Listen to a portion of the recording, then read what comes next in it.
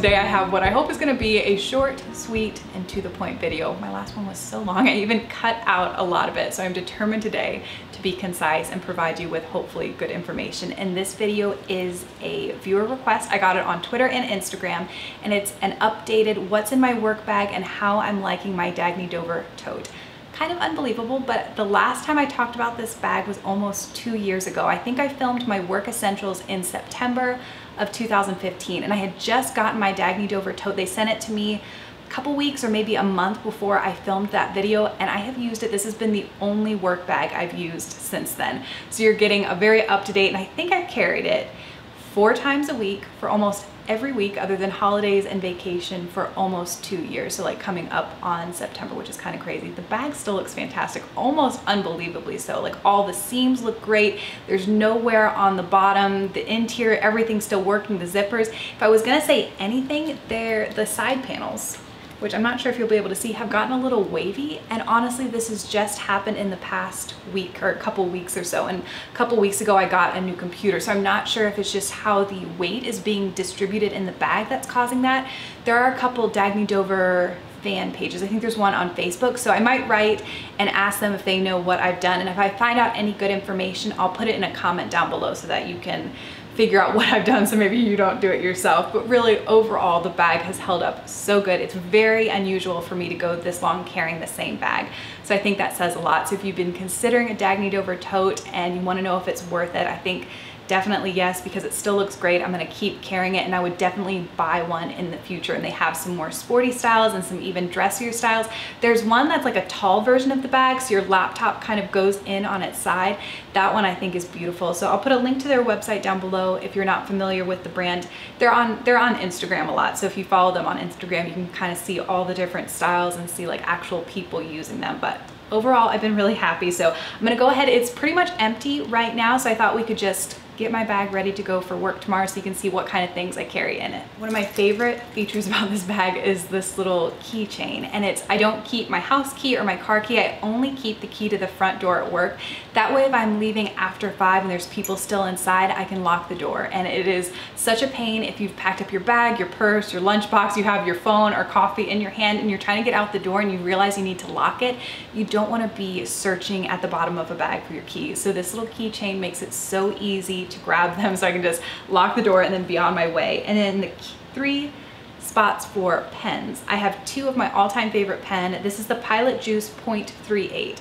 I've gone through a lot of favorite pens. I think if you've been with me for a very long time, I used to only use Sharpie pens. The thing about those is that they look so good when you get a fresh one, but I feel like the tip kind of wears and flattens out a little bit, so my handwriting kept getting larger and larger. So I like these. They let me write small and neat and very precise. So I have 2 of those, and then I also have a stylus. And this I have found is really great if you like to write on your own Instagram stories and kind of do like pretty cursive. Having a stylus makes that so much easier. This first little compartment, of course, is for my laptop, but when I film, I use my laptop as a monitor so I can make sure that I'm in focus and I can see everything. So since it's currently being used, as soon as I'm done, I'll film a cutaway clip so that you can see how it looks in the bag. Since it's a newer MacBook, I've had to unfortunately become very familiar with the world of dongles, which is just kind of unbelievable that I'm having to go through all this extra effort to use equipment with this computer, but it is. I loved my old MacBook, and I've gotten so familiar with using it, editing photos, editing videos, so I just kind of stuck with what I knew. So I had a lot of extra stuff I didn't have before, and it was just kind of being loose in the bottom of the bag in the main compartment. So I went out and looked to find whatever could be like the best way to sort it all. And this is what I ended up getting. It's like a grid almost of a stretchy straps, and I found this at the Container Store, and there was a few different sizes. This was back in the office section, so I got the largest size. You can see it has my little adapter, my hard drive, earbuds, so lots of different things. You could use this for a lot of different uses, and so far so good. This is like the newest thing in my bag, so I don't have like a full review of it yet, but so far I really like it, and it's kind of helped make me more organized, because a couple times I had left my hard drive either at work or at home, and then I was in a little bit of a bind when I got to where it was going. And then something else I bought at the Container Store is this little pouch, and it's kind of cool because it converts into a mouse pad. And I think with today's mice. You don't have to have a mouse pad anymore, but I don't know, just like something in me from being little just like feels better if I have a mouse pad. So it unzips and it lays flat. So then when I get to work, I can use it as a mouse pad. And the other thing I keep in here other than my actual mouse is the charging cable to my computer. And then I can't remember if I mentioned, but as soon as I got this new computer, I ordered one of the marble cases that I had on my last one. Loved it so much. And of course it's pretty, so that's nice, but I also felt like it protected my computer and I didn't get any scratches on the front of it.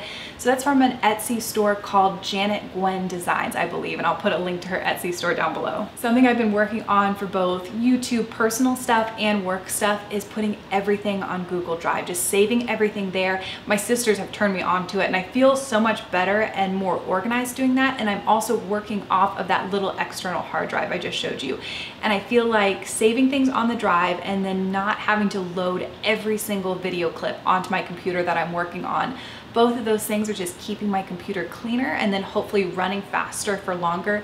And just like in my home, I've realized that digital clutter is also a thing, and I feel much lighter when I realize like I don't need to keep every single individual video clip from the past 5 years. So if you have any digital clutter or you use Google Drive or another one of the cloud-based systems and you have any tips, leave them down because I would like to read them and I'm sure other people would like to read your tips too. Another wonderful feature of the bag is that it has a little snap-in water bottle holder. So I have my very pretty water bottle and this pretty much goes with me. Try to have a water bottle with me at all times. I do have a couple free floating things that kind of just roll around in the middle of the bag. This is so good, especially if you have pets at home and you've ever gotten to work, thought everything was fine, you're wearing all black as you do, and then you look down and realize you have a pet hair situation. This is great. Normal lint rollers, of course, are sticky, so they stick to your bag. They have random stuff stuck to them. This has its own little case and you just twirl up to get to the lint roller. And I bought this maybe a year ago on Amazon. I thought it was the greatest thing ever. And now I keep seeing them pop up at lots of different places.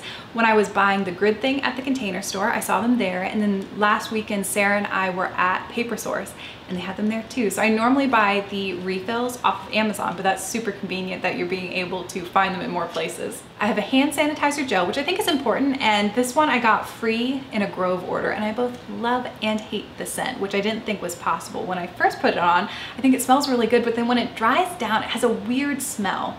And I tried to place it the other day and I kind of think it's like a Cabbage Patch baby doll from my childhood. And I didn't even have a Cabbage Patch doll, I don't think, but I did have a Cabbage Patch pony and I loved it. It was huge and you could curl and crimp the mane and I thought that was so cool. So this kind of has a weird plasticky smell when it dries down. So I don't think I would repurchase it, but it is nice having a hand sanitizer on me. And then this is so important.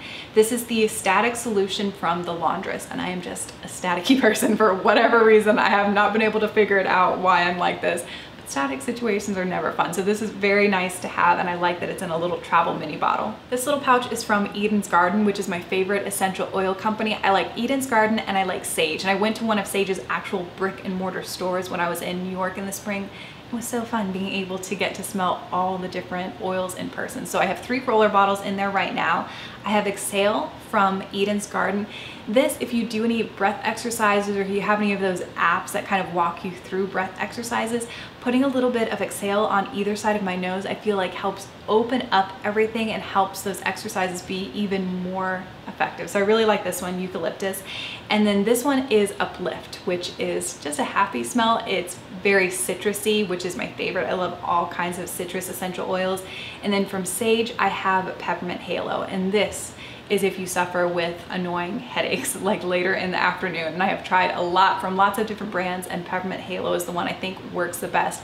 So I like to put this on my temples, maybe a little bit behind my ear, on my hairline, and a little bit on the back of my neck. The Dagne Dover tote has lots of little zippered compartments, which is really convenient. So I have some feminine care products. I also have some tea bags that are probably more aspirational than anything. Like, I know tea is so good for you, but then when I have the choice, I just always choose coffee, even though I know in my mind I should probably drink more tea. I have a business card holder, and then I have a little pack of the well-kept screen cleansing towelettes. These you can get at places like Paper Source and Sephora. Normally just every once in a while, I'll just put a little pack into a Sephora order. They're just nice to have around to clean off your glasses, your screen, your phone. Just make sure everything is smudge free. Okay, I'm getting to the end. In this felt pouch, I have my Kindle. And I've started bringing this because a couple weeks ago I was reading an article about decision fatigue. And that's something I talked about in my work essentials video from 2 years ago. And in that video, I was focused on the idea of having a fallback work uniform, so that mornings when you wake up and you just don't want to deal with putting together a new outfit or wondering if something was clean or if this sweater goes with this skirt and what shoes to wear with it all, you have a fallback go-to work outfit for whatever that means for you. It's just one less decision that your brain has to make. So in this article I read a while ago, talked about taking breaks at work, and this is something I do. I'll save links, and then when I'm taking a break, maybe somebody tweeted something, a story that I sounded interesting, you think you're taking a break, but as you're reading an article on your computer or on your phone, every single time there's a hyperlink, which there's so many if you start to notice it, every single time, whether you realize it or not, your brain is having to make a split-second decision of whether to read past the hyperlink or click it. And those little micro decisions are just adding to that decision fatigue. And I know I've been there where it's just like the end of a long day and you're just done. You're done making any choices. You don't want to have to think about what to have for dinner. So trying to take away as many of those little decisions as you can during the day, I think would just help you feel better, not just be more productive, but just feel better at the end of the day. So when I want to take a break, I've been starting to just bring my Kindle, and then I have my entire library, whatever I'm currently reading. I usually have a fiction book and then something like a little bit more of like a personal development book going. Lately I've been into reading about finances, so it's been very nice having my Kindle in my work bag. And last but not least, I have my planner notebook, and I have gotten countless comments on Instagram. I almost have like a form response because I've written it back so many times, but I'm still doing the David Allen Getting Things Done, where I have the different lists, and I just feel like that's the absolute easiest for where I am in life right now. That is the easiest, and I use a disc-bound system that I got at Staples, and I upgraded. I don't know, it's been a while back, I upgraded to this cloth and paper cover. So it's still, the guts are still the same, it just looks a little bit prettier on the outside. So I have different dividers for all the different, you know, work projects and next action items. Honestly, one time I filmed an entire video. It took me way too long to film, and then when I got it on my computer, it was so boring, I couldn't even bring myself to edit it. Like, I just thought these people deserve better and I don't want to bore them. So there are fantastic videos. If you just search David Allen or Getting Things Done plus Planner on YouTube, there are fantastic videos that did a much better job of explaining it. And maybe I might do like a blog post. Maybe it would be easier and I could be more concise and get my point across easier in a blog post. So we'll see. So mostly I have a list in here, but I do have some very basic calendar at a glance inserts from cloth and paper. And then I've also been doing a little bit of habit tracking. So I got some pretty inserts from cloth and paper for habit tracking.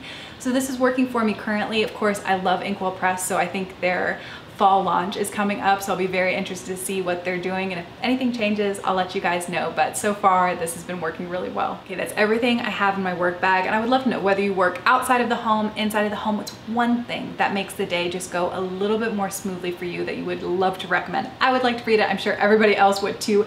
Maybe it's chocolate, because if I'm being honest, I always, at my desk, have to have some kind of really good, delicious dark chocolate, because some days you just need it. So I would love to know what your one thing is. But thank you so much for watching and spending time with me today. Really appreciate it, and I'll talk to you again very soon.